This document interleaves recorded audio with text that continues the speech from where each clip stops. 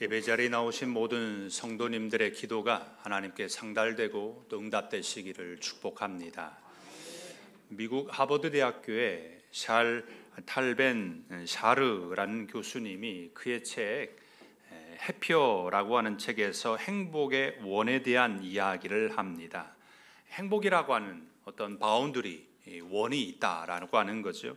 어린 자녀들이 어머니가 지켜보는 반경 안에서 놀 때 안정을 느끼고 행복하듯이 행복의 원은 나의 어떤 그 바운더리 안에, 그 원 안에 자신을 무조건 사랑하는 사람이 옆에 있을 때 느끼는 행복의 테두리다, 이렇게 이야기를 하는 겁니다.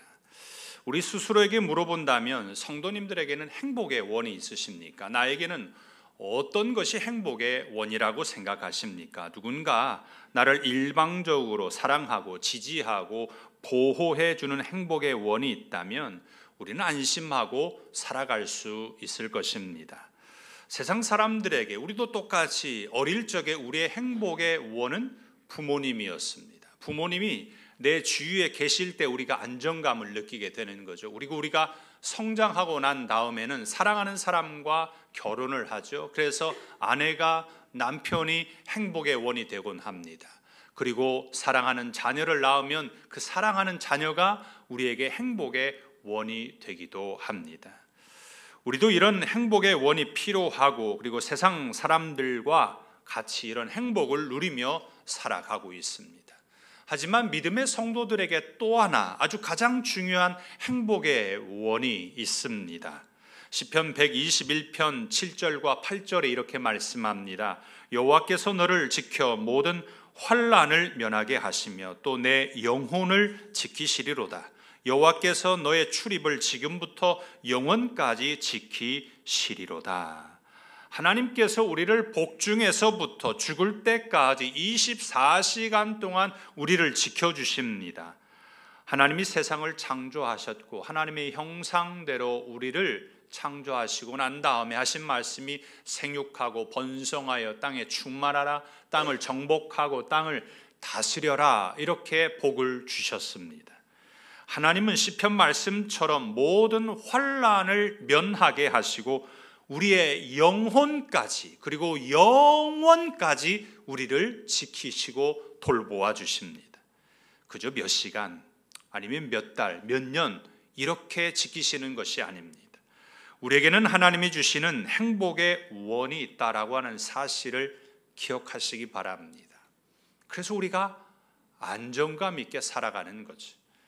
그래야 신앙생활을 할 때 환난과 어려움과 시련이 있을 때 우리는 그것을 극복해 나갈 수가 있습니다. 왜냐하면 주님의 행복의 원 안에, 주님의 바운더리 안에 우리가 거하기 때문입니다. 그래서 성경은 우리에게 계속해서 이야기하는 것 중에 하나가 있는데 뭐냐면 그리스도 안에, 이 말을 하죠.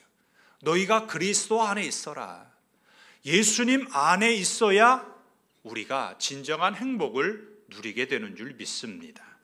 우리는 살아가면서 오늘만 살 것이 아닙니다. 우리는 하루살이의 삶이 아니죠. 내일도 있고 모레도 있습니다. 요즘 100세 시대라고 합니다.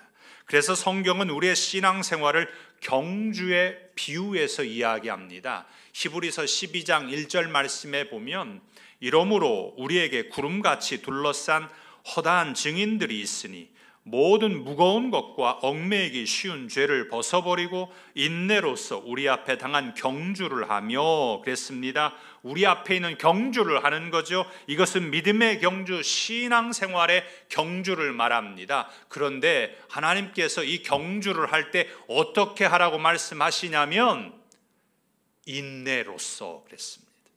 경주를 할 때 인내해야 된다라는 거죠. 우리의 경주가 단거리 경주가 아니라 장거리 경주이기 때문입니다. 경주라고 해서요, 무작정 빨리 달리는 것이 능사가 아닙니다. 페이스 조절을 해야 되는 거죠. 빨리 달려야 될지 아니면 좀 천천히 달려야 될지, 우리가 장시간 동안 장거리의 믿음의 신앙생활의 경주를 하고 있기 때문에 페이스 조절이 중요합니다.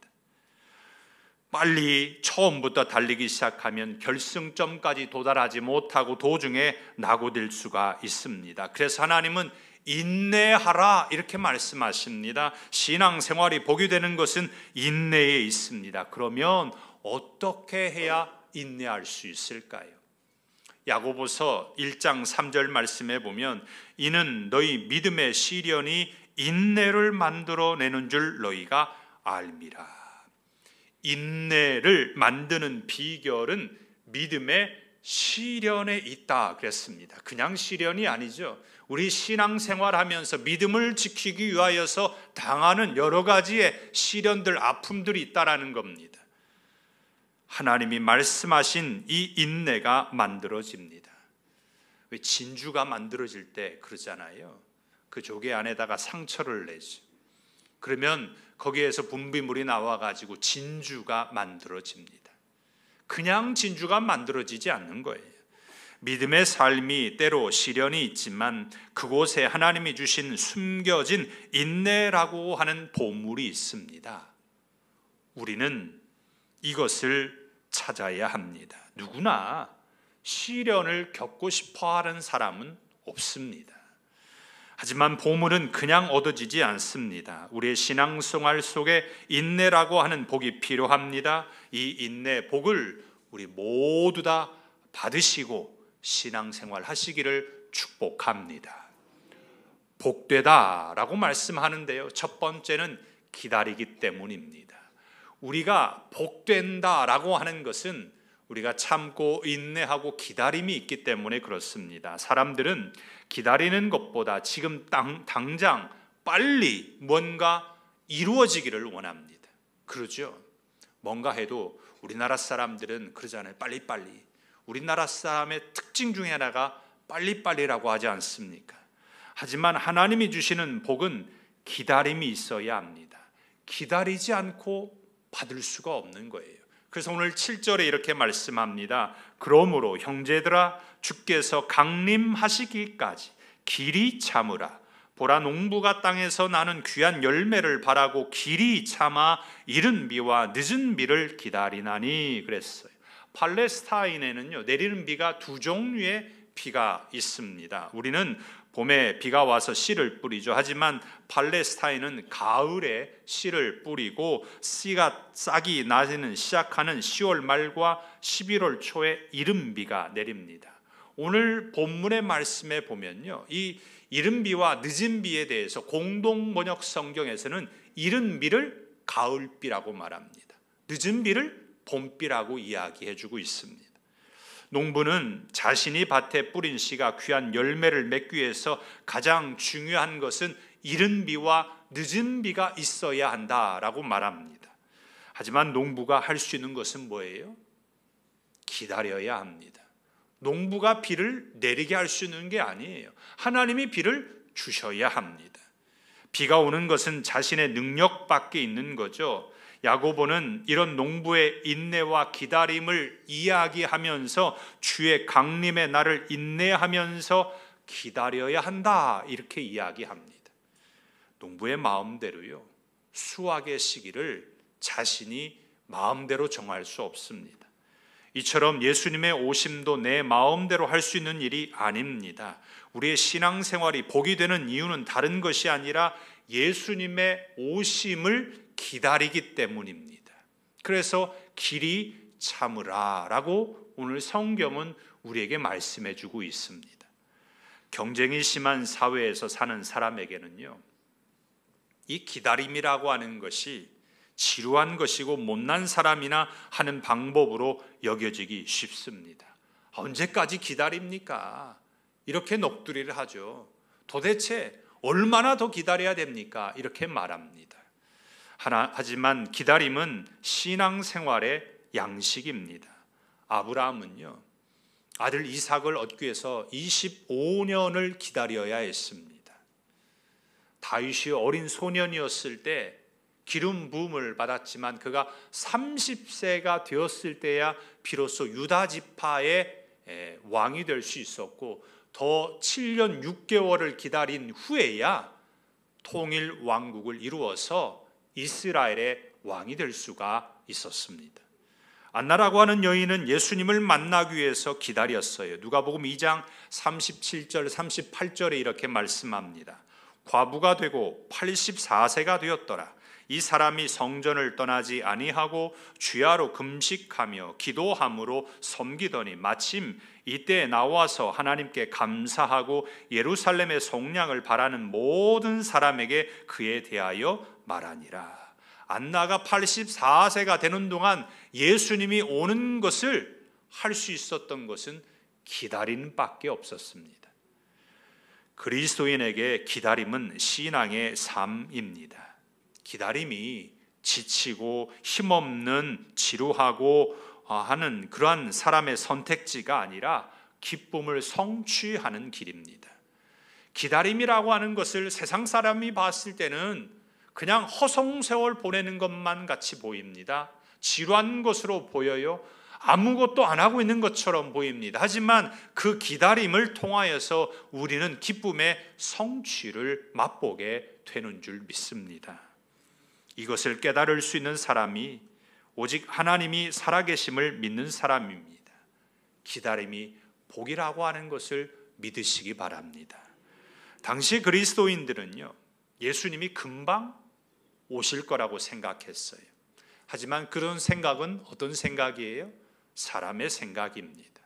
예수님이 처음 오실 때도 언제 오실지 아무도 몰랐습니다. 예수님의 재림도 그렇습니다. 그래서 예수님께서 아버지만 아시느니라 라고 이야기를 해 주었습니다. 아무도 모른다라고 하는 거죠. 그런데도 사람들은 당장 지금 빨리 오시기를 원하고 있습니다. 기다리지 못합니다. 급해요. 그냥 숨이 그냥 넘어갑니다. 지금 당장 예수님이 오셨으면 좋겠다는 거죠.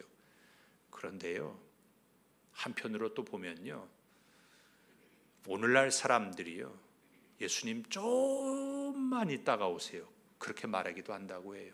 왜요? 내가 좀 잘 좀 즐기고 나도 좀 놀고 나도 세상에서 조금 뭔가 쾌락을 좀 누려보고 그 다음에 예수님이 오시면 좋겠습니다, 이렇게 말하는 사람도 있다고 합니다. 우리는 그리스도인에게 야고보는 이렇게 말합니다. 주께서 강림하실 때까지 길이 참아라, 이렇게 당부하고 있습니다. 참는 자에게 복이 있습니다. 야고보는 2번이나 연거퍼서 길이 참을 것을 이야기합니다. 참을 수 있기 때문에 참으라는 말씀인 거죠. 참을 수 없는데 참으라는 말이 아닙니다. 기다림이 기쁨이고 즐거움입니다. 왜냐하면 예수님이 오시기 때문입니다. 기다림의 은혜가 성도님들에게 있으십니까? 이 기다림의 은혜가 우리 성도님들에게 임하시기를 축복합니다. 복되다 기다리는 자에게 있는 거예요. 그 2번째는 본으로 삼았기 때문입니다. 야고보는요, 예수님의 친동생입니다. 이 야고보는 예수님의 제자가 아니에요. 예수님의 친동생이에요. 야고보와 예수님과 나이가 몇 살 정도 차이가 나는지는 정확하게 알지는 못합니다. 하지만 분명한 것은 예수님은 형이고 야고보는 동생입니다. 야고보는 형인 예수님과 함께 자라면서 예수님께서 어떻게 생활하셨는지 누구보다도 잘 아는 거죠. 처음에는 형인 예수님이 메시아라고 하는 것을 믿지 않았습니다. 하지만 예수님께서 십자가에서 죽으시고 3일 만에 부활하시고 승천하신 것을 보면서 동생인 이 야고보가 예수님이 메시아인 것을 그가 영접하고 받아들였습니다. 야고보는 복 있는 사람입니다. 누가 예수님을 형으로 둘 수 있겠습니까? 그리고 예수님의 제자도 복 있는 사람이죠. 누가 예수님의 제자가 될 수 있겠습니까?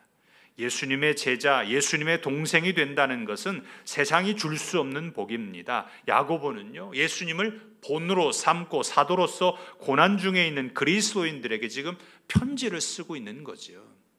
복되다라고 축복하면서 기다릴 것을 이야기하고 그리고 예수님을 본으로 삼을 것을 이야기하고 있습니다. 야고보만 예수님의 동생 가족이 되는 것이 아닙니다. 우리도 예수님과 가족이 될 수 있습니다. 예수님을 영접하면 하나님의 자녀가 됩니다. 하나님의 자녀로서 우리는 아브라함과 같은 복된 사람입니다. 하나님께서요, 아브라함을 부르실 때 그렇게 말씀하셨습니다. 너는 복이 될지라 그랬습니다. 이 시간 예배드리시는 모든 성도님들이 복이 되시기를 축복합니다.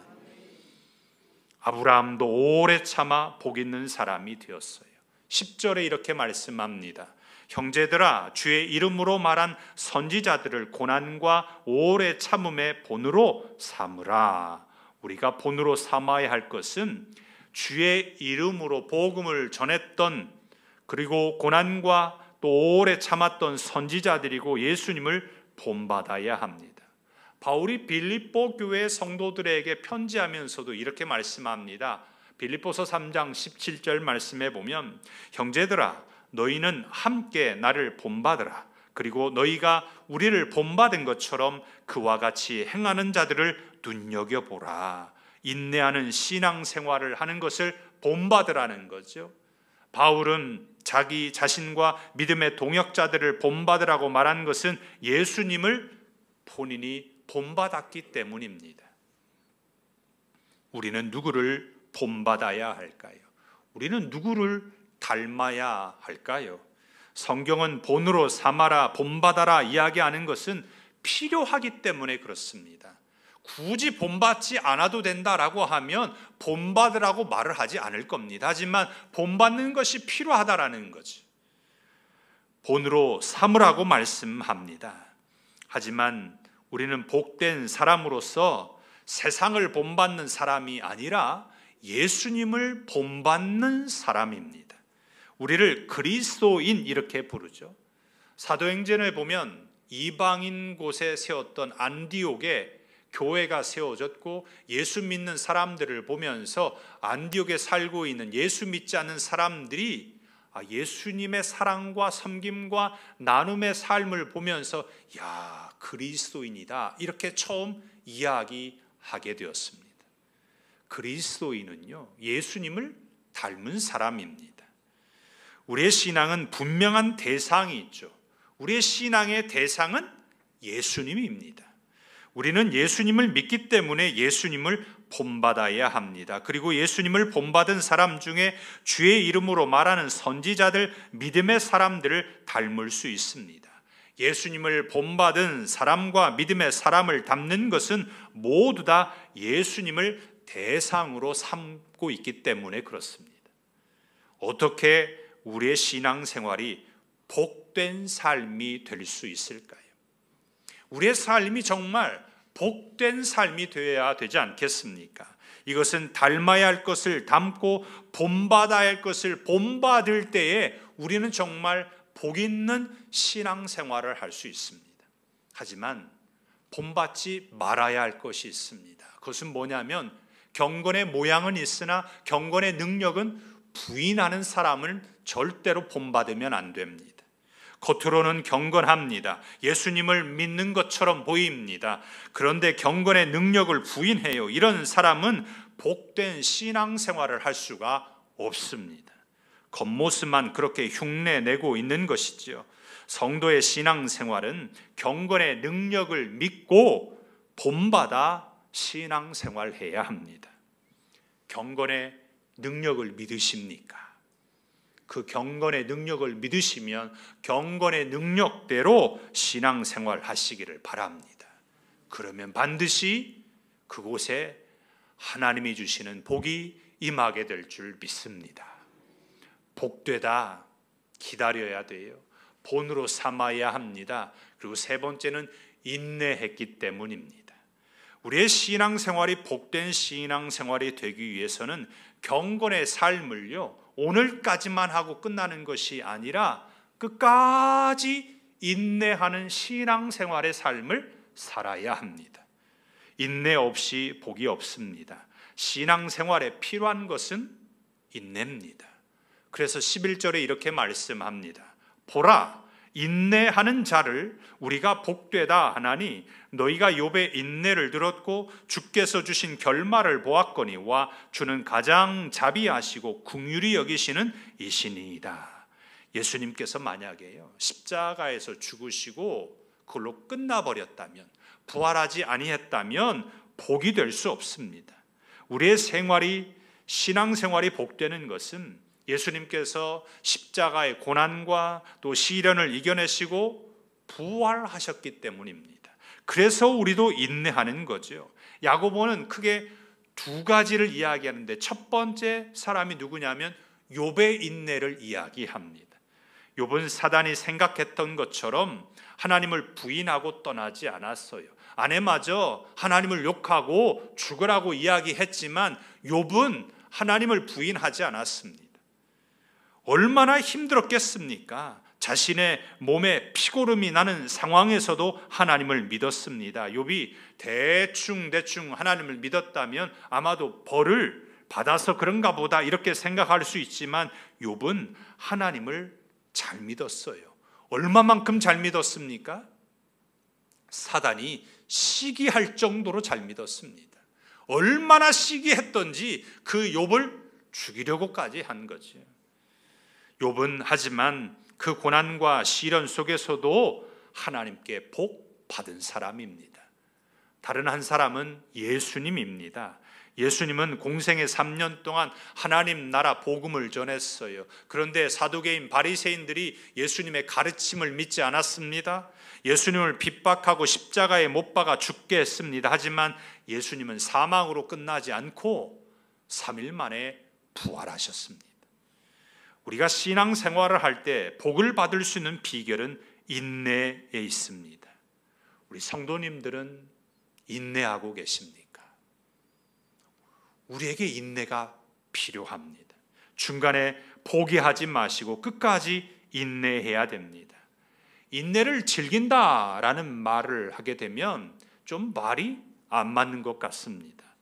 어떻게 인내를 즐길 수 있을까요? 즐길 수 없죠. 그렇다고 해서 우리가 인내를요 안 할 수도 없지 않습니까? 신앙생활이 인내라고 한다면 억지로 마지못해서 신앙생활하는 그런 믿음의 생활을 하기보다는 우리는 이왕 신앙생활하는 것, 믿음의 생활을 즐기면서 해야 되지 않겠습니까? 신앙생활이요 짜증나고 힘들고 그냥 그 도살장에 끌려가는 것처럼 그렇게 끌려오고 그렇게 하면 얼마나 힘들겠어요.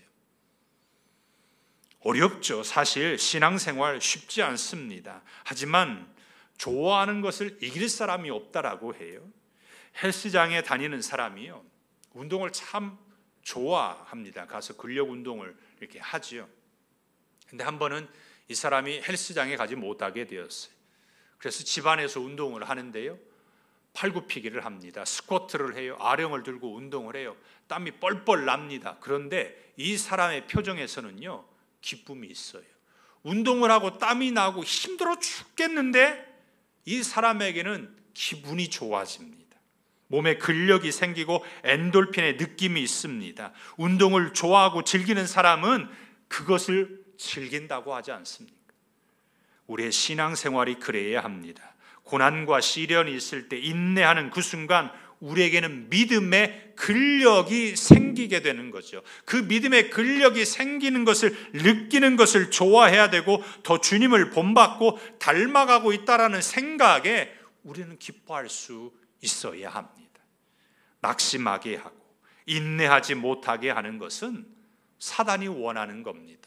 사단은 자꾸 낙심하게 합니다. 인내하지 못하게 하는 거죠. 짜증나게 합니다.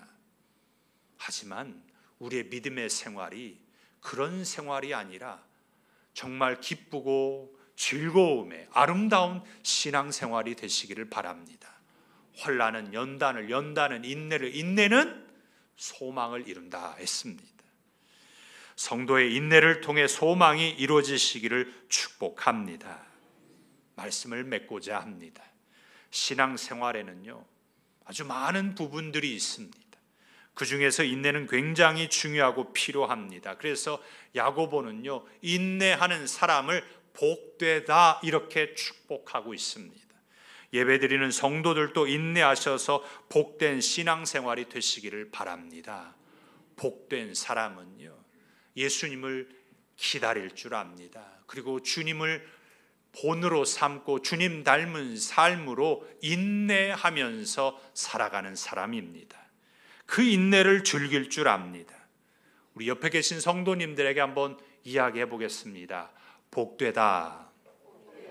복되십니다.